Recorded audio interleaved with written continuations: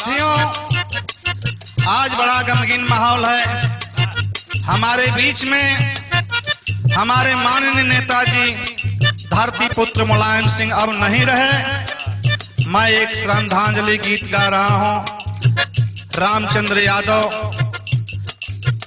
नेताजी के चरणों में कोट कोट नमन।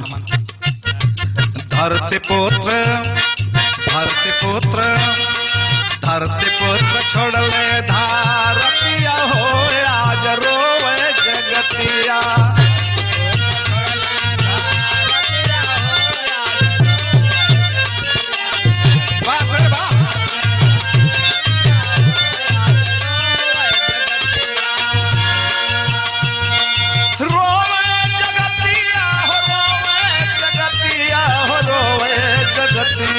धरती पुत्र छोड़ले धारतिया हो आज रोवे जगतिया।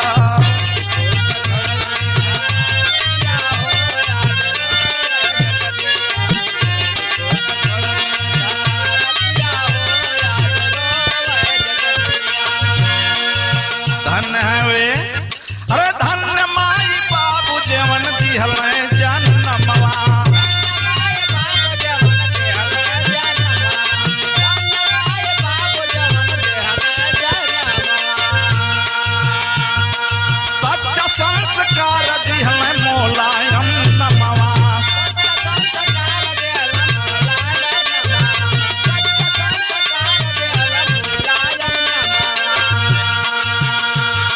शिक्षा या कुश्ती से पीरतिया हो आज रोवे जगतिया।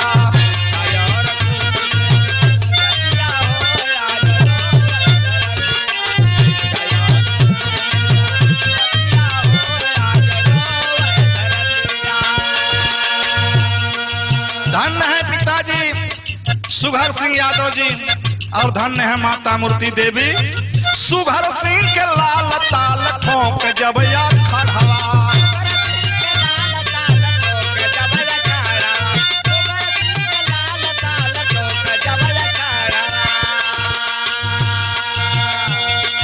पूरे क्षेत्र में शोहरत मच गई, हल्ला मच गया कि बारे मुलायम सिंह जैसा कोई पहलवान नहीं है।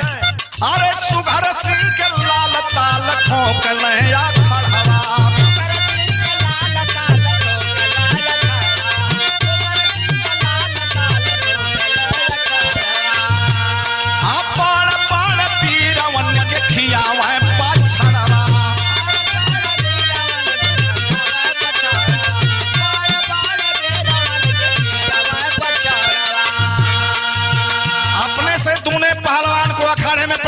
मुलायम सिंह इतना ही नहीं, पहलवानी से जब शोहरत मिलती है इसके बाद वह नेता बन जाते हैं। कदम चूम लागल राज नितिया हो आज रोवे जगतिया।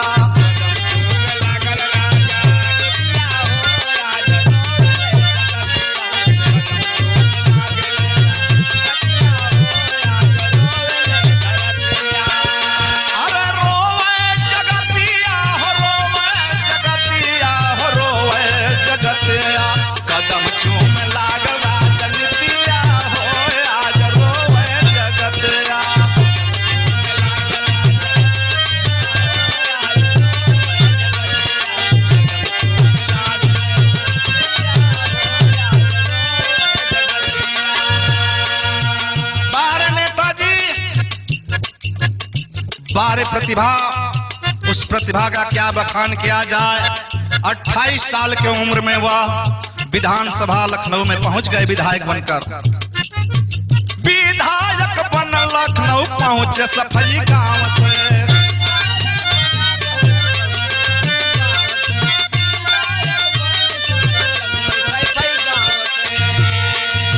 किसान का बेटा, गांव का बेटा लखनऊ जब पहुंचते हैं भाई लम्मा सहूर नेता अपन चरखा दावत से।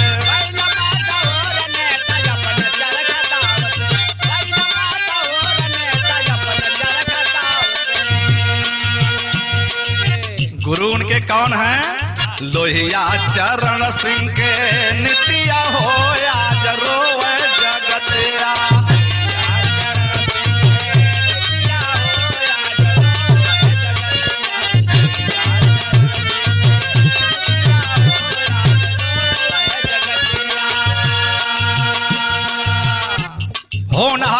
भगवान के हो चीखने पर पूरे सदन में चर्चा है।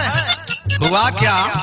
अरे पिछड़ा यो दलितों के सम्मान बढ़ावल।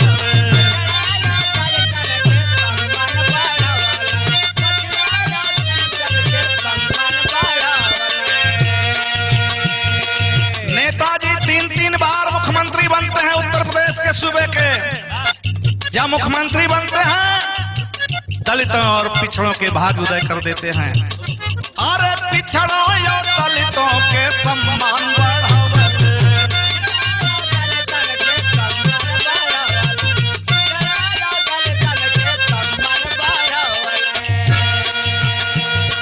जिला के आरक्षण सबके प्रधान बनवल।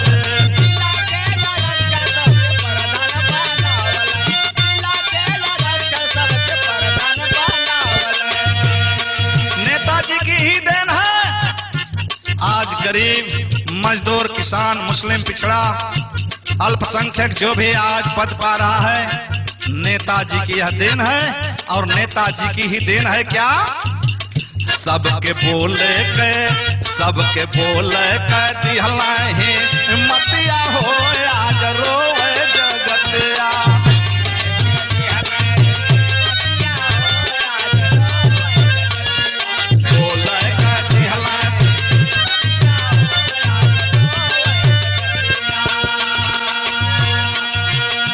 नेताजी को भारत के राजनीति में स्थान मिलता है जब नेताजी रक्षा मंत्री पद पर जाते हैं। आज सवा के रक्षा मंत्री नेताजी जब बना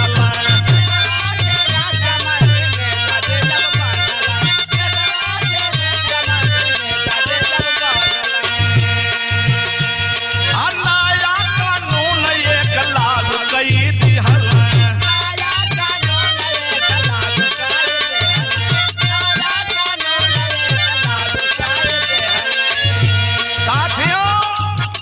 नेताजी ने एक नई कानून लागू किया।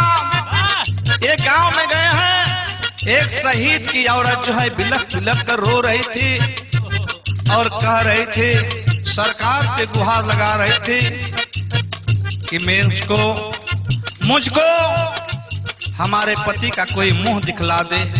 लेकिन यह व्यवस्था हमारी नहीं थी, हमारे शासन की यह व्यवस्था नहीं थी। शहीद हमारा भाई, हमारा बेटा, हमारा चाचा जब शहीद हो जाता था सीमा पर तो सीमा से केवल टोपी और वर्दी आती थी बाबूजी घर पर, और उसी को लेकर हम सांत्वना करते थे।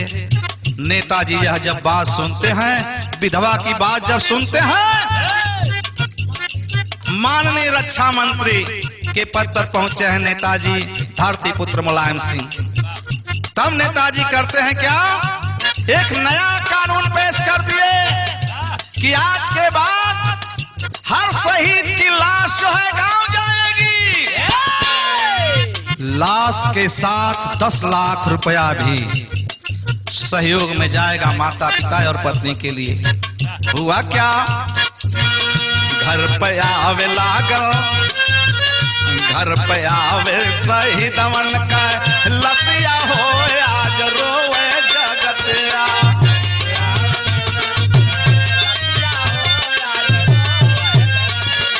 आवे लागल शहीदन रोवे जगतिया, रोवे जगतिया, रोवे जगतिया। घर पे पुत्र छोड़ल है धारतिया हो आज रोवे जगतिया।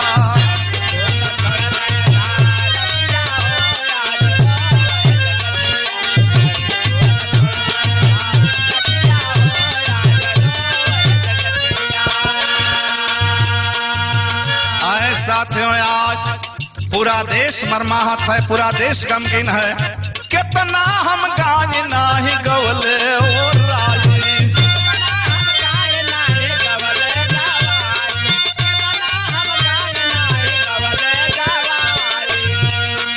कितना हम गाय नाही गवले ओ राजी।